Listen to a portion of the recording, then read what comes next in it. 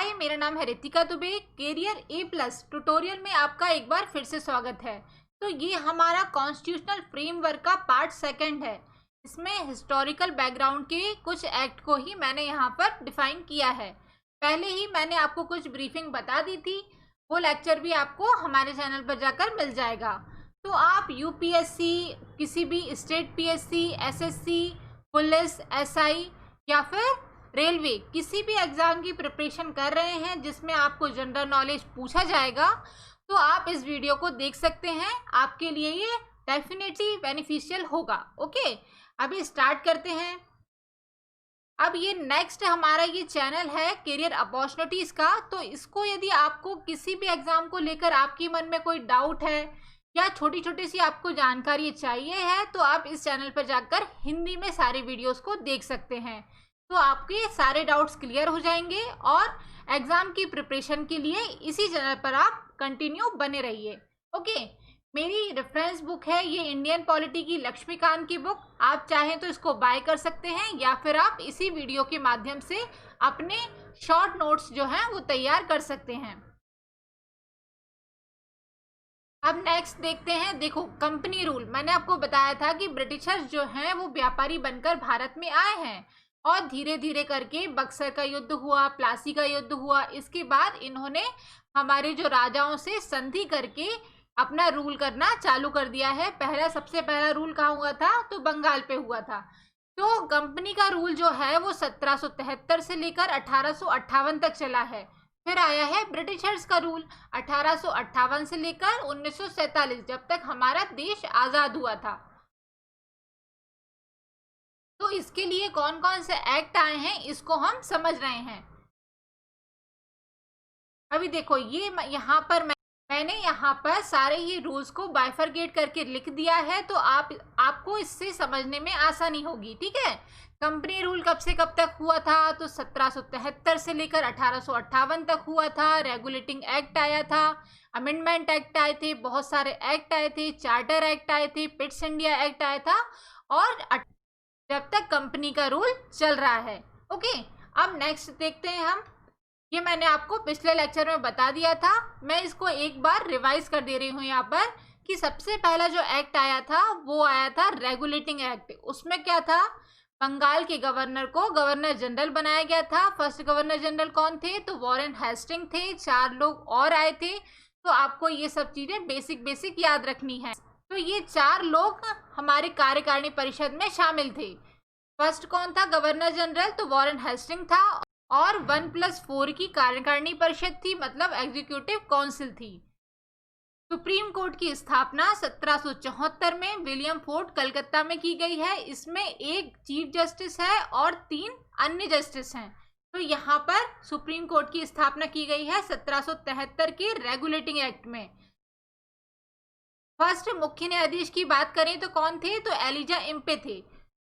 तो यहाँ तक क्लियर हो गया होगा। ये हमारे 1773 का जो रेगुलेटिंग एक्ट है उसकी कुछ मेन पॉइंट्स हैं। ओके, इसके बाद आया है हमारा अमेंडमेंट एक्ट। मैंने आपको बताया था कि 1781 का जो एक्ट है उसका सीधा मकसद ये है कि जो रेगुलेटिंग एक्ट है उसमें कहा जा रहा है कि कुछ कमियां हैं, तो उसको दूर करने के लिए ही यहाँ पर 1781 का एक्ट आया है, जिसको संशोधन विधेयक या फिर अमेंडमेंट एक्ट ये कहा गया है। ओके, तो इस एक्ट की क्या प्रमुख बातें हैं? तो इस एक्ट में सुप्रीम कोर्ट की पावर को कुछ कम किया गया है और प्रांतीय न्यायालय जो होते हैं, हमारे प्रोविंशियल कोर्ट जो होते हैं, उनकी पावर्स को यहाँ पर बढ़ाया गया है। ओके, तो यहाँ तक क्लियर हो गया। 2 एक्ट आपको पिछले लेसन में ब्रीफ में मिल जाएंगे और यहाँ पर मैंने उसकी एक समरी बता दी आपको। अब नेक्स्ट हम आ रहे हैं, कहाँ आ जाते हैं? 1784 के पिट्स इंडिया एक्ट में। पिट्स इंडिया एक्ट, जैसा कि आपको नाम से ही पता चल रहा होगा कि विलियम पिट्स जो हैं ब्रिटिश प्रधानमंत्री हैं इस समय, तो उनके ही द्वारा ये एक्ट लाया गया है। क्या नाम है इसका? Pitt's India act. कब आया है? 1784 में। तो आपको ये याद रखना है, ये कई बार ऑब्जेक्टिव में ऐसे क्वेश्चन पूछता है। इसके बाद आता है हमारा, इन्होंने क्या किया है? पिट्स इंडिया एक्ट जब आया है तो इसमें 2 ही चीज़ें मेन हैं। सबसे पहला इन्होंने किया है कि पॉलिटिकल और कॉमर्शियल जो चीज़ें हैं उनको अलग अलग कर दिया है। इससे पहले हमारी कंपनी जो है अपना रूल कर रही है, तो वो व्यापार भी कर रही है और साथ साथ पॉलिटिकल चीज़ें भी देख रही है, अपने तरीके से लोगों में टैक्स भी लगा रही है, हर तरीके से अपने तरीके से कंपनी जो है अपना काम कर रही है। पर हमारा ये जो पिट्स इंडिया एक्ट आता है, इसके तहत इसको डिवाइड कर दिया गया है। क्या कहा गया है कि कोर्ट ऑफ डायरेक्टर जो होंगी, पहले ही कोर्ट ऑफ डायरेक्टर की स्थापना हो गई है। कब हो गई है स्थापना? 1773 का जो एक्ट आया है रेगुलेटिंग एक्ट, उसमें कोर्ट ऑफ डायरेक्टर की स्थापना हो गई है। तो कोर्ट ऑफ डायरेक्टर किसके लिए है? वो काउंसिल है ना, मैंने आपको बताया था 1+4 की काउंसिल है। तो वो कमर्शियल कामों को भी देख रही है, पॉलिटिकल को भी देख रही है। पर यहाँ आके पिट्स इंडिया एक्ट में डिवाइड कर दिया है कि जो कोर्ट ऑफ डायरेक्टर जो हैं वो बस कमर्शियल काम को ही देखेंगे, मतलब व्यापार से रिलेटेड जितने भी निर्णय होंगे उसको कोर्ट ऑफ डायरेक्टर लेंगे। किसके निर्णय को? ईस्ट इंडिया कंपनी के। ईस्ट इंडिया कंपनी के व्यापारिक निर्णय को कौन लेगा? तो कोर्ट ऑफ डायरेक्टर लेंगे। अब बोर्ड ऑफ कंट्रोल की बात करें तो बोर्ड ऑफ कंट्रोल क्या कर रहा है? तो ये पॉलिटिकल मैटर्स देखेगा, मतलब यहाँ पर ब्रिटिश क्राउन जो है वो अपना शिकंजा या अपना अधिकार धीरे धीरे भारत पे करने की कोशिश कर रही हैं, इसलिए तो ये द्वैध शासन व्यवस्था आई है ना। तो ये कह रहा है कि ब्रिटिश क्राउन ही अब पॉलिटिकल मैटर्स को देखने वाला है।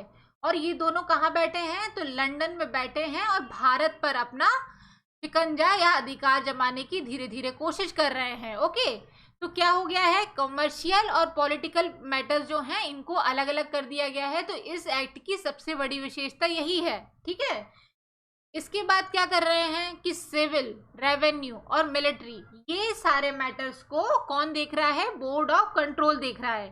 सिविल मतलब क्या होगा? सिविल मतलब आम जनता, पुलिस, तो इन सब के मैटर्स। और रेवेन्यू मतलब टैक्स से रिलेटेड, जो हमारे फार्मर्स पे जो टैक्स लगाया जा रहा है ना, दिन पे दिन उसको बढ़ाया जा रहा है, उससे रिलेटेड जितने भी मैटर्स हुए। मिलिट्री मैटर्स मतलब ब्रिटिश मिलिट्री जो है उसके सारे मैटर्स को कौन देख रहा है? तो बोर्ड ऑफ कंट्रोल देख रहा है। ओके, तो यहाँ पर बोर्ड ऑफ कंट्रोल का पावर ज़्यादा बढ़ गया है। ये समझ में आ रहा है क्लियर कि अभी पावरफुल कौन हो गया है? ये कोर्ट ऑफ डायरेक्टर नहीं है, क्योंकि ये ईस्ट इंडिया कंपनी के ही काम को देख रहे हैं। पर बोर्ड ऑफ कंट्रोल जो है उसका पावर यहाँ पर बढ़ गया है, क्योंकि सिविल मैटर्स, रेवेन्यू और मिलिट्री किसी भी देश का यही आधार होता है ना। तो ये सब कौन देख रहा है? तो बोर्ड ऑफ कंट्रोल देख रहा है। ओके, अब इसमें दो मेजर चेंजेस हुए हैं। क्या मेजर चेंजेस हुए हैं? सबसे पहला चेंज हुआ है कि ब्रिटिश गवर्नमेंट का यहाँ पर कंट्रोल बढ़ गया है। अब भारत पे किसका कंट्रोल बढ़ गया है? 1784 के एक्ट के बाद तो यहाँ बोर्ड ऑफ कंट्रोल का मतलब ब्रिटिश गवर्नमेंट का कंट्रोल बढ़ गया है।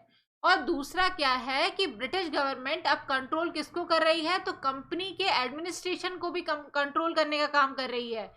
मतलब जो हमारी कंपनी है ईस्ट इंडिया कंपनी,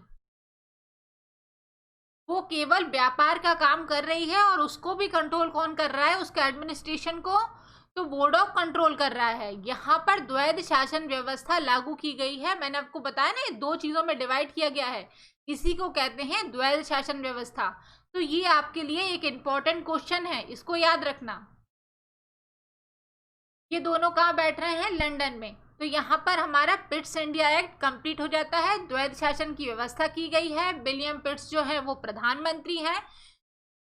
इसके बाद आता है 1786 का एक्ट। 1786 के एक्ट में क्या आता है? देखो, लॉर्ड कॉर्नवालिस जो हैं उनको बंगाल का गवर्नर जनरल नियुक्त किया गया है।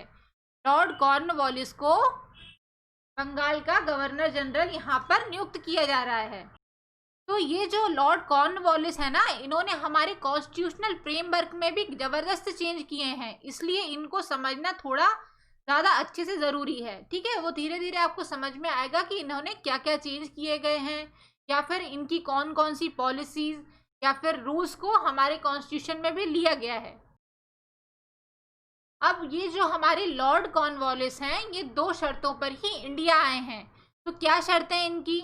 कि काउंसिल मतलब हमारी जो एग्जीक्यूटिव काउंसिल है उनके निर्णयों को ना मानने का अधिकार इनको मिलना चाहिए। मतलब क्या है कि 1+4 की जो कार्यकारिणी परिषद है ना, उसमें जो 4 लोग, अन्य जो 4 लोग हैं, उनके निर्णयों को ना मानने का अधिकार भी मेरे पास होगा।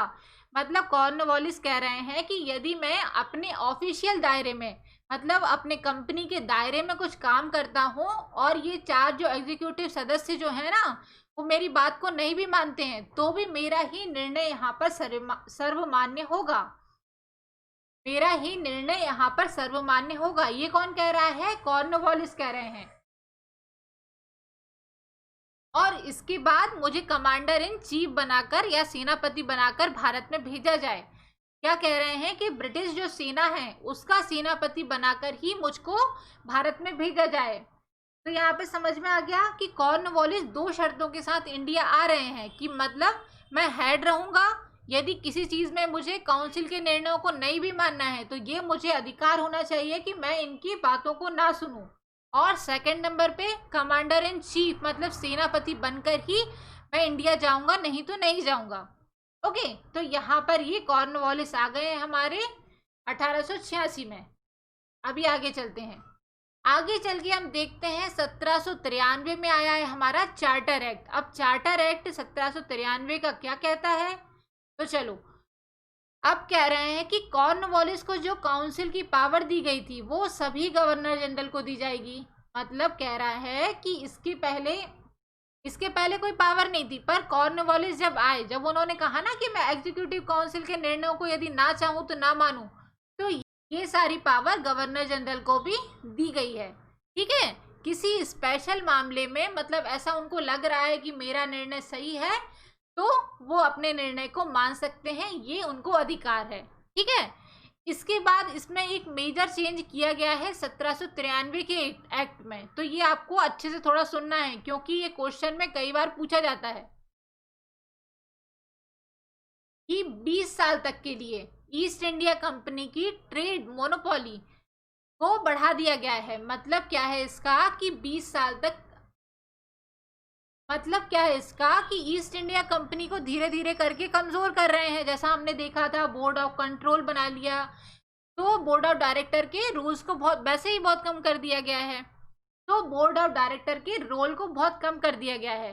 तो ईस्ट इंडिया कंपनी से कह रहे हैं कि आपके जो ट्रेड है, आपका जो व्यापार है, उसका एकाधिकार, मतलब आप अकेले ही भारत में अपना व्यापार कर सकते हो, तो उसकी अवधि जो है इन्होंने 20 साल बढ़ा दी है। ठीक है, तो कब से कब तक कर ली है? 1793 से लेकर 1813 तक। 1793 से लेकर 1813 तक ट्रेड मोनोपोली किसके पास हो गई है? तो ये हमारी ईस्ट इंडिया कंपनी के ही पास हो गई है। तो मतलब कौन व्यापार कर सकता है केवल? तो ईस्ट इंडिया कंपनी ही भारत पर व्यापार कर सकती है, भारत में व्यापार कर सकती है 20 साल तक। इसके बाद क्या है? बोर्ड ऑफ कंट्रोल के मेंबर्स, बोर्ड ऑफ कंट्रोल के जो मेंबर्स हैं उनकी पेड एक्सपेंस इंडियन रेवेन्यू से दिए जाएंगे। तो ये देखो, ये बहुत मेजर चेंज किया गया है। अब देखो, ये बोर्ड ऑफ कंट्रोल के जो मेंबर्स हैं वो कहाँ बैठ रहे हैं? लंदन में बैठ रहे हैं। इनके एक्सपेंस वैसे ही बहुत ज़्यादा हैं, किसानों पर इंडिया में टैक्स वैसे ही बहुत ज़्यादा लग रहा है और इनके सारे एक्सपेंस जो हैं वो इंडियन रेवेन्यू से ही दिए जाएंगे। तो हमारा जो भारतीय खजाना है उससे इनके एक्सपेंस को भी भरा जाएगा। तो ये 1793 का चार्टर एक्ट ऐसा कह रहा है। तो यहाँ पर आपको मेन चीज़ याद रखनी है। सबसे पहला क्या है? ये ट्रेड मोनोपोली को कब बढ़ा दिया गया था? तो 1793 में बढ़ाया था 20 साल के लिए। इसके बाद बोर्ड ऑफ कंट्रोल के जो एक्सपेंस हैं ये किससे दिए जाएंगे? इंडियन रेवेन्यू से। इसके बाद आता है हमारा 1813 का चार्टर एक्ट। 1813 का चार्टर एक्ट क्या कहता है? देखो, 1813 का चार्टर एक्ट कह रहा है कि ट्रेड मोनोपोली के अधिकार को खत्म कर दिया गया है। इसका क्या मतलब है? मैंने आपको इसमें बताया ना कि 20 साल तक ईस्ट इंडिया कंपनी का ही ट्रेड मोनोपोली रहेगी। तो यहाँ पर ये कह रहा है कि कंपनी का एकाधिकार को हम खत्म कर रहे हैं। मतलब अब कोई भी आकर भारत में अपना व्यापार कर सकता है। हमारा इंडिया में मैंने आपको जैसे बताया था व्यापार के चांसेस बहुत ज़्यादा थे, उस समय पैसा ज़्यादा था, लोग अच्छे थे, कम पैसे में काम कर देते थे, तो बहुत सारे लोग इंडिया में आकर अपना व्यापार करना चाहते थे। तो उस समय क्या किया गया है 1813 में कि आप कोई भी आओ, इंडिया में आकर आप व्यापार कर सकते हो। कौन कह रहा है ऐसा? चार्टर एक्ट कह रहा है। ये 1813 का किसके तहत हुआ है ये? 1813 के चार्टर एक्ट के तहत हुआ है। पर अभी यहाँ पर दो चीज है, मतलब चाय और चीन के साथ व्यापार, इसमें अधिकार जो है अभी भी हमारी ईस्ट इंडिया कंपनी का ही रहेगा।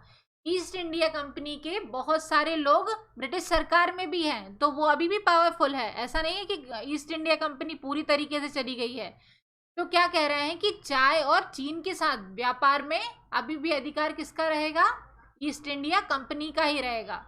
इसके बाद क्रिश्चियन मिशनरी जो है वो इंडिया में अपने धर्म का प्रचार करने लगी है। उसको परमिशन दे दी है ब्रिटिश सरकार ने कि भाई आप जाओ और भारत में जाकर क्रिश्चियन धर्म का प्रचार जैसे भी ढंग से करना चाहते हो तो लोगों को करो आप प्रचार। इसके बाद वेस्टर्न एजुकेशन को बहुत सारी बढ़ावा मिल रहा है। पश्चिमी जो शिक्षा है, तो भारत के युवा जो हैं इसमें बहुत तरीके से लुप्त हो चुके हैं।